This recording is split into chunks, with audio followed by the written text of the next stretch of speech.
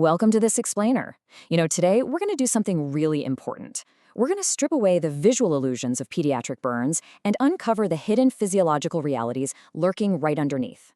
When you're dealing with a child who's suffered a burn, what you see on the surface rarely tells the whole story. And honestly, falling for those visual traps can be incredibly dangerous. So here's our game plan for today. We're going to start with pathophysiology and hidden mechanisms, then we'll dive into burn depth and pain, look at assessing size and severity, establish our priorities for airway and fluids, and finally wrap up with recognizing burn shock. Let's kick things off with Section 1, Pathophysiology and Hidden Mechanisms. Our very first illusion involves how a child's body actually responds to the burn itself. Here is a really critical question for you to chew on. Why can a child appear incredibly swollen while actively suffering from severe fluid depletion? Imagine you're looking at a major burn patient. You see massive generalized swelling all over, and your brain instinctively says, whoa, they are fluid overloaded. Well, that assumption is a dangerous trap. Here's what's actually going on. It all comes down to this concept of capillary leak. During a thermal injury, the damaged tissues release these vasoactive mediators, which basically turn the capillaries into a sieve. They become highly permeable. Because of this, fluid shifts completely out of the intravascular space, the place that absolutely needs to be to maintain blood pressure, and it leaks right out into the surrounding interstitial space. So the child is visibly puffy and edematous, but intravascularly, they're bone dry. They're silently losing their circulating blood volume. It's literally a major circulatory crisis wearing the disguise of a skin injury. Now, when it comes to how these burns happen, thermal burns from flames, hot liquids, or steam are super common, especially things like scalds in toddlers. We also have friction and radiation, which includes your typical severe pediatric sunburns. Those are fairly straightforward. But electrical and chemical injuries, those are our tricksters. They present our second major illusion. Understanding the mechanism here is absolutely crucial. Take an electrical shock, for example. You might just see a tiny little entry or exit wound. No big deal, right? Wrong. As that electrical current passes through the child's body, it converts to heat. It is just absolutely devastating the muscle, fascia, and organs along its entire pathway inside the body. Chemical burns do something very similar. They cause deep, toxic metabolic effects and cellular membrane injuries that extend way, way beyond whatever small burn you can see on the skin. It's like an iceberg. The real disaster is completely hidden beneath the surface. Moving right along to Section 2, burn depth and pain. Our next illusion is, well, it's perhaps the most counterintuitive concept in all of burn care. Let's look at how physical destruction scales up. At the top, we have superficial burns, like your typical sunburn that only affects the epidermis. It's pink, it blanches. But as we go deeper through the dermal layers, down to full thickness and deep tissue injuries, the destruction becomes massive. The appearance goes from those moist, red blisters and partial thickness burns all the way down to a dry, waxy white, or even charred black appearance in full thickness burns that absolutely do not blanch at all.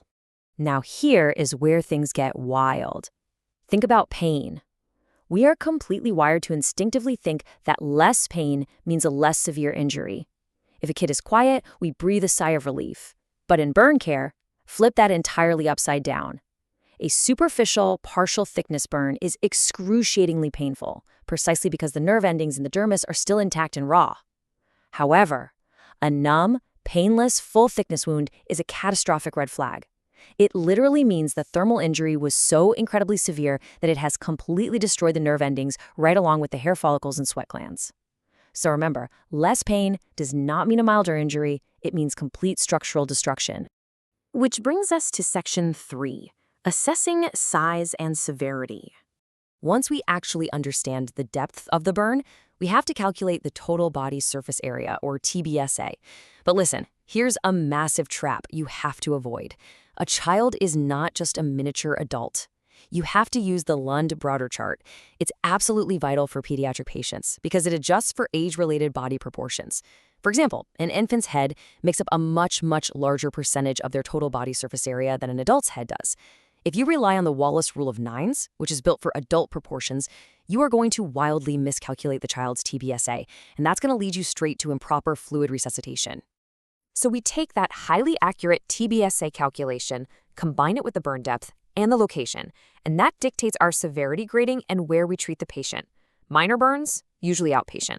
Moderate burns mean a hospital admission. But when we hit that major threshold, which is greater than 20% TBSA for partial thickness or more than 10% for full thickness burns, our entire clinical mindset has to shift. We stop just assessing and we immediately jump into life-saving action. Let's shift gears to Section 4, Priorities, specifically airway and fluids. When we hit that major burn threshold, the airway is always first. We start with humidified 100% oxygen. But the real pro tip here is anticipating early intubation. You see, an inhalation injury might actually look completely stable initially, but thanks to that fluid shift we talked about earlier, the airway can rapidly swell and just close right up 24 to 72 hours later. Intubating early, before that swelling peaks, is absolutely life-saving. Once that airway's locked down, we move straight to circulation. We get large-bore IV access, multiple sites if we have to, and we aggressively start fluid replacement with isotonic crystalloids, specifically lactated ringers. But that begs the question, how do we know we're actually giving the right amount of lactated ringers? Well, we gauge our fluid resuscitation by aiming for a very specific weight-based urine output target. We put in an indwelling urinary catheter, and for children under 30 kilograms, we are tightly maintaining a urine output of 0.5 to 1 milliliters per kilogram per hour. For the larger kids, over 30 kilograms, the target is just a flat 30 milliliters an hour. This isn't just a number, it's your ultimate scorecard. It proves that your fluids are actually making it to the kidneys and successfully perfusing the child's organs. And finally, Section 5, Recognizing burn shock.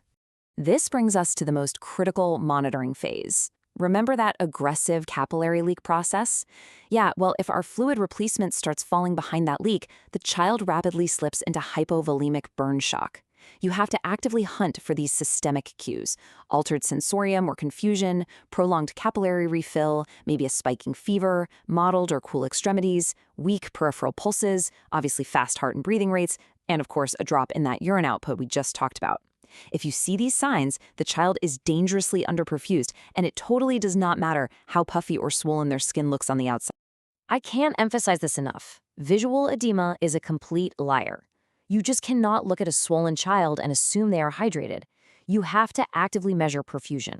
You've got to check those weak pulses, watch for worsening mental status like a hawk, and track every drop of urine output. Those hard metrics are the only things that confirm if the child actually has enough circulating blood volume. If you see perfusion dropping, you have to intervene right then and there. I really love this quote because it hits the nail right on the head and summarizes everything we've talked about. The visible edema and the hidden circulatory compromise are two sides of the same capillary leak process. When you are treating a pediatric burn, you have got to constantly look past the external illusions of swelling and absent pain. You have to treat the incredibly dangerous internal reality of fluid loss. So I'm going to leave you with this final provocative thought. When you are standing there in the high-stress, absolute chaos of a major pediatric burn, are you going to trust what you casually see on the surface? Or are you going to trust what you rigorously measure in perfusion? Thank you so much for joining this explainer. I really hope this structured framework empowers you to look deeper and act with total precision in your clinical practice.